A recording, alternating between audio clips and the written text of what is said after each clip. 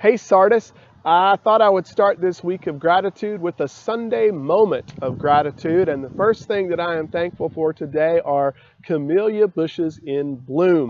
I hope you might have a chance to come see them in the next few weeks. But in addition to camellia bushes, I'm also grateful for a very talented and committed staff. I want to say thanks to Hillary and Irina for their beautiful music and to our choir for what they've added in this morning's worship. I want to thank Tilly and Jonathan and Catherine and Hillary in their commitment to this place, for their work in planning today's worship service, as well as in leading our liturgies and in helping to maintain the weekly communications and programming of Sardis. Most importantly, I want to thank each and every one of you for your participation in this act of corporate worship. It is your joy, your enthusiasm, your love that makes us a church called Sardis and empowers us to be people of God week in and week out. So thank you, thank you, thank you.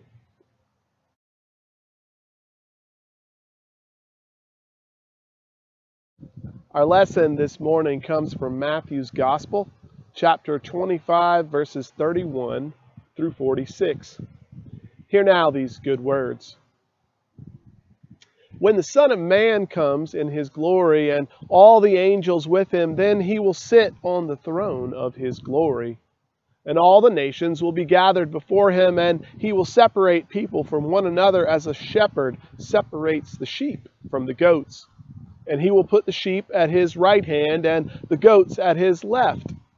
Then the king will say to those at his right hand, "Come, you that are blessed by my Father, inherit the kingdom prepared for you from the foundation of the world. For I was hungry, and you gave me food. I was thirsty, and you gave me something to drink. I was a stranger, and you welcomed me. I was naked, and you gave me clothing. I was sick, and you took care of me. I was in prison, and you visited me." Then the righteous will answer him, "Lord, when was it that we saw you hungry? And when was it that we gave you food, or thirsty and gave you something to drink?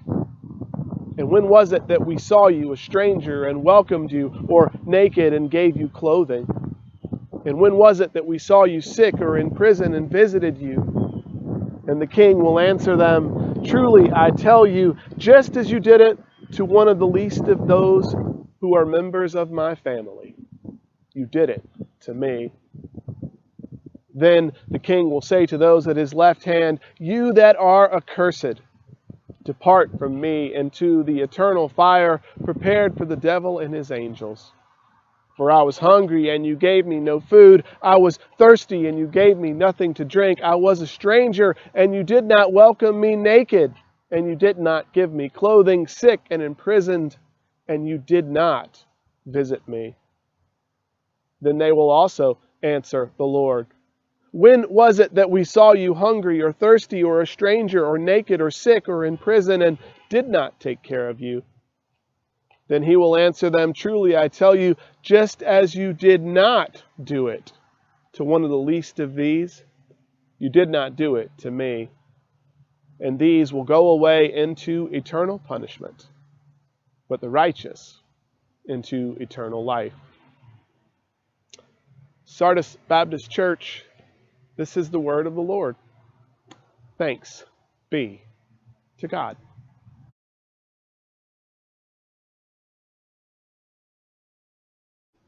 This morning's sermon is entitled, "The Third Parable is a Charm." Where to start? How about the beginning? I think, like most of you, subscribe to a God of limitless creativity and possibility. Somehow, some way, this God of ours birthed creation.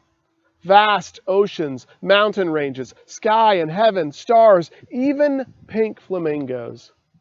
And I think, like most of you, believe in an affectionate, intimate God.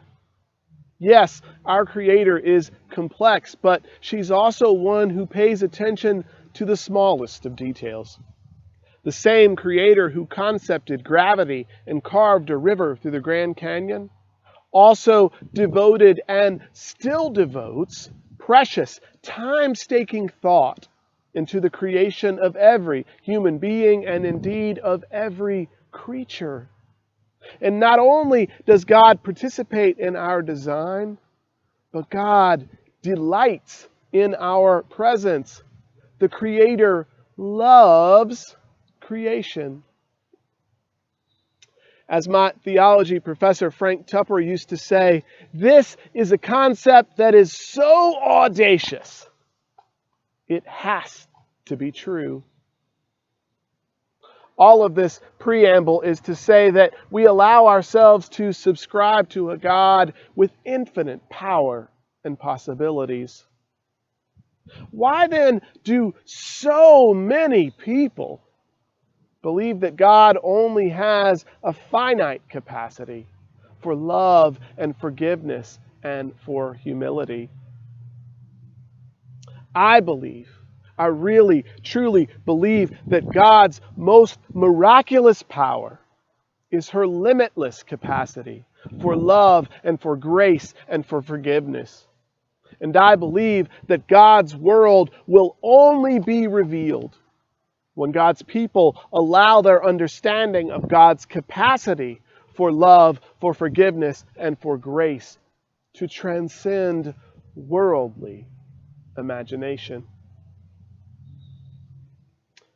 I think I've probably read today's passage at least 1,000 times. And every time I hear about helping the least of these, my heart swells with joy in imagining a God who not only resides alongside, but identifies with the most vulnerable in society. And then, in a matter of 4 short verses, all of that previous joy is swallowed up. It just evaporates, because while the goats are certainly not model examples of Christ's hospitality, it seems to me that they are denied any chance of reconciliation or restoration. And the Jesus who's coming back in this text seems a whole lot more like a vigilante than a righteous judge. So, where does that leave us? What is there to say about today's text? I suppose that I could just discard this text and assign it the same irredeemable qualities it seeks to assign to those inhospitable goats. But that wouldn't model God's sense of empathy, would it?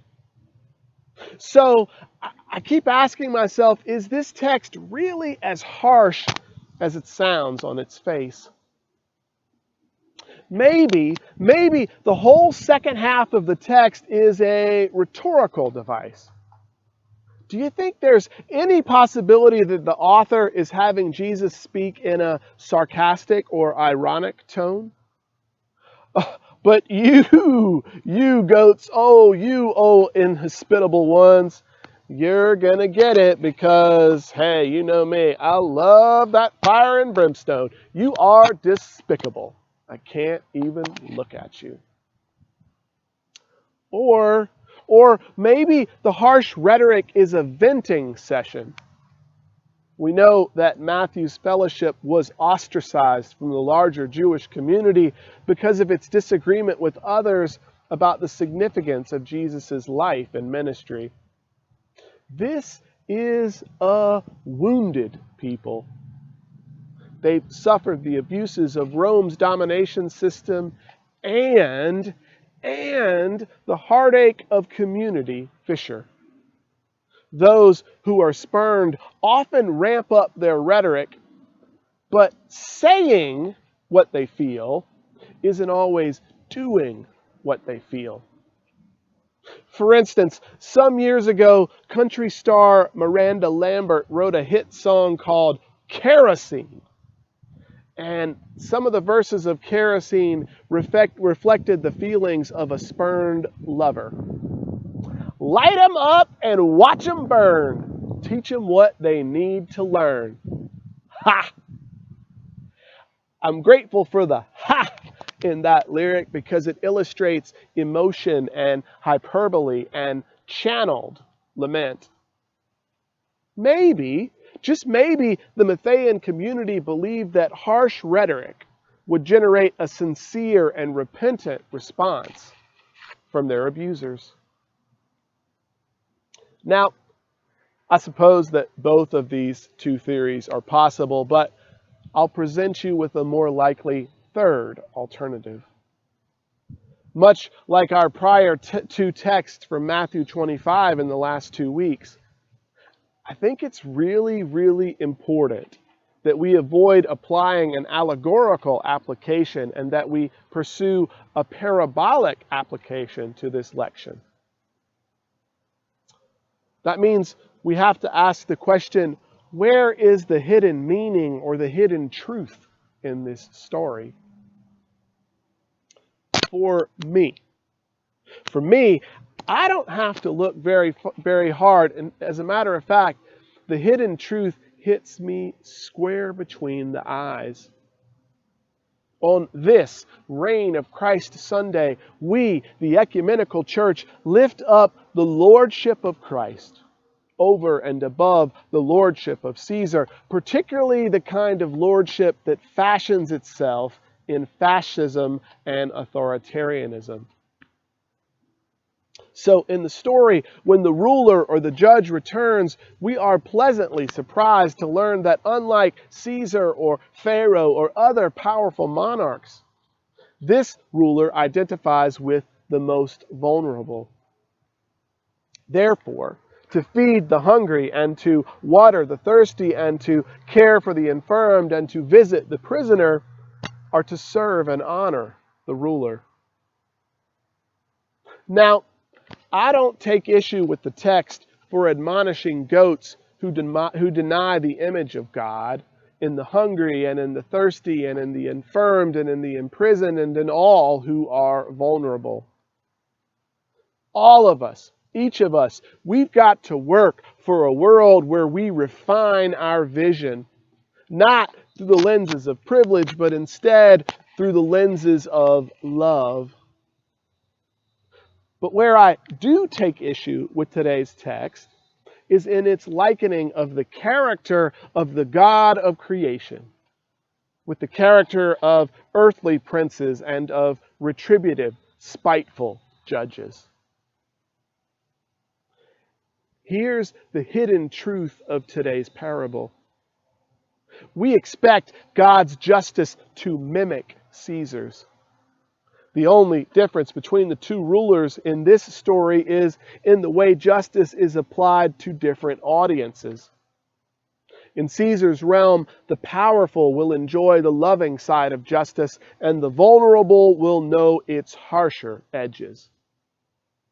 In God's realm, we expect the inverse is true. But I think the truth is that we limit the possibilities of God's justice in the same way we limit the possibilities of God's grace. And friends, we've got to start believing that God is more imaginative, God is more creative, God is more transcendent than each and every one of us when it comes to such matters. I think that if we're in a rush, we can read the whole of Matthew 25 and other chapters like it and understand the world as a place of utter polarization.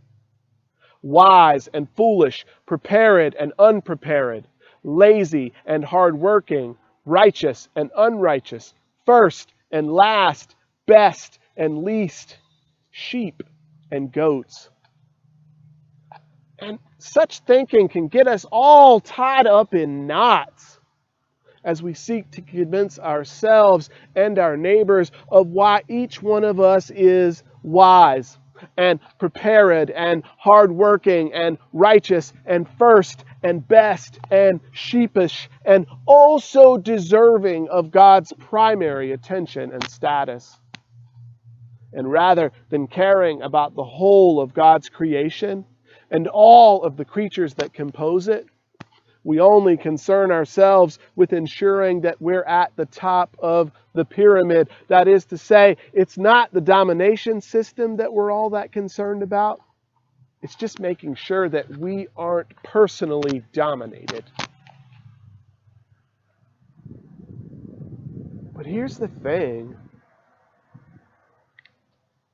God's liberation is more complicated than making the last first and the least most. And the truth is, it has always been that way. The Exodus story didn't end with the humbling of Pharaoh. The Exodus story also included a covenant of love for God and neighbor and the promise of Jubilee. And Jesus, if we read the Gospels and listen to the Gospels and apply the Gospels, Jesus tells a similar story. It's not just that the least and the last are going to matter again. God's system of justice transcends Caesar's. God's system of justice transcends Caesar's because a person's value is not numeric or steeped in privilege. What good is having the most if everybody has enough? What good is being the first in line if the person at the end of the line finds the same sense of satisfaction, the same boundless love, the same multitude of potential as the person at the beginning of the line? Caesar can only imagine a world ruled by diminishing returns.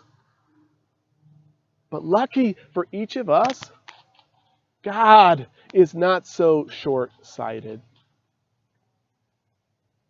Jesus didn't come to earth to make minor modifications to Caesar's faulty justice system, and Jesus is certainly not coming back, assuming that he already hasn't, to define a more perfect union or to help establish a more precise Bill of Rights. Jesus came to us in order that we might imagine, that we might redefine, that we might experience and participate in God's transcendent justice. Creation, all of creation, that is, humanity and other creatures in land, humanity and other creatures in land, all of creation, all living in accordance with God's decrees. Mutual respect, mutual love, mutual neighboring, mutual distribution. In God's justice system, domination gives way to cooperation. In God's justice system, scarcity gives way to abundance. In God's justice system, impossibility gives way to possibility. Sardis, we begin the season of Advent 7 days from now. I think that we would do well to stop hoping for the arrival of one who will reform systems to meet our liking and to restore or ensure our privileges. And I think that we would do even better to start hoping for the arrival of one who births new things, inspires new possibilities, and redefines our understanding of justice. Friends, may it be so, and may it be soon. Amen.